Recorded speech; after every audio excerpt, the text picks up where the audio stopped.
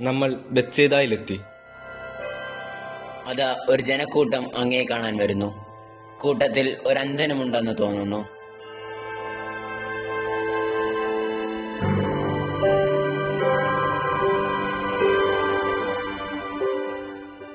യേശുവേ, ഇവൻ അന്ധനാണ്, ഇവനെ സ്പർശിക്കണമേ.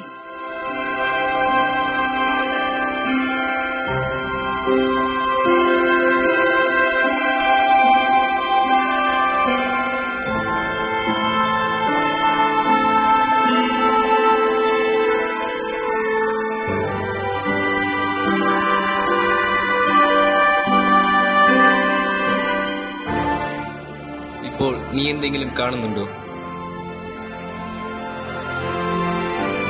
എനിക്ക് മനുഷ്യരെ കാണാം. അവർ മരങ്ങളെ പോലെ ഇരിക്കുന്നു. അവർ നടക്കുന്നതായും കാണാം.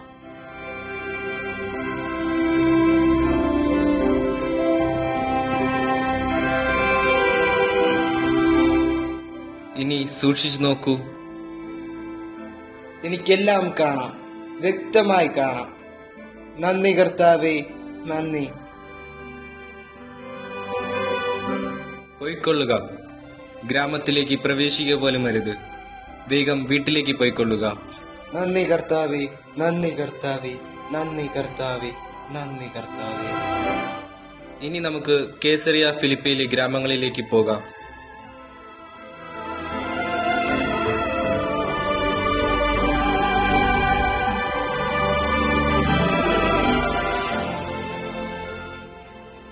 മനുഷ്യപുത്രൻ ആരെന്നാണ് ആളുകൾ പറയുന്നത്? അങ്ങ് സ്നാപയോഹനാനെന്ന് ചിലർ പറയുന്നു. ഏലിയെന്ന് മറ്റു ചിലർ പറയുന്നു. ജെറമിയ അല്ലെങ്കിൽ പ്രവാചകന്മാരിൽ ഒരാൾ എന്ന് പറയുന്നവരുമുണ്ട്. എന്നാൽ ഞാൻ ആരെന്നാണ് നിങ്ങൾ പറയുന്നത്? നീ ജീവനുള്ള ദൈവത്തിന്റെ പുത്രനായ ക്രിസ്തുവാണ്. യോനായുടെ പുത്രനായ ശിമയോനെ, നീ ഭാഗ്യവാൻ. മാംസരക്തങ്ങളല്ല, സ്വർഗസ്ഥനായ എന്റെ പിതാവാണ് നിനക്കിത് വെളിപ്പെടുത്തി തന്നത്. സത്യം സത്യമായി ഞാൻ നിന്നോട് പറയുന്നു, നീ പത്രോസാണ്.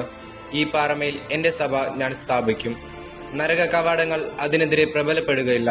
സ്വർഗ കവാടത്തിന്റെ താക്കോലുകൾ നിനക്ക് ഞാൻ തരും. നീ ഭൂമിയിൽ കെട്ടുന്നതെല്ലാം സ്വർഗത്തിലും കെട്ടപ്പെടും. നീ ഭൂമിയിൽ അഴിക്കുന്നതെല്ലാം സ്വർഗത്തിലും അഴിക്കപ്പെടും. ഞാൻ ക്രിസ്തുവാണെന്ന് നിങ്ങൾ ആരോടും പറയരുത്.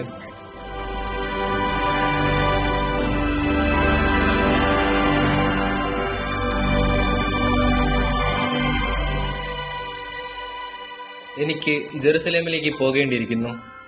അവിടെ വെച്ച് മനുഷ്യപുത്രന് വളരെയേറെ സഹിക്കേണ്ടി വരും. ജനപ്രമാണികൾ, നിയമജ്ഞർ, പ്രധാന പുരോഹിതർ എന്നിവരാൽ ഞാൻ തിരസ്കരിക്കപ്പെടും. അസഹനീയമായ പീഡകളേറ്റ് വധിക്കപ്പെടും. 3-ാം ദിവസം ഉയർത്തെഴുന്നേൽക്കും.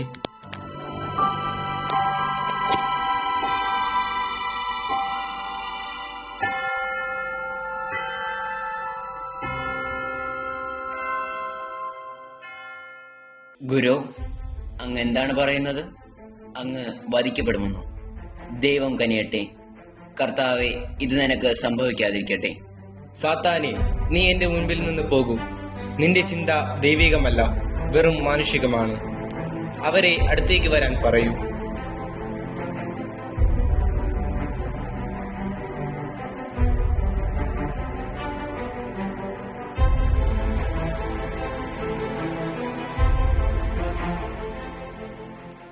ആരെങ്കിലും എന്നെ അനുഗമിക്കാൻ ആഗ്രഹിക്കുന്നുവെങ്കിൽ അവൻ തന്നെ തന്നെ പരിത്യജിച്ച് അനുദിനം തന്റെ കുരിശുമെടുത്ത് എന്നെ അനുഗമിക്കട്ടെ.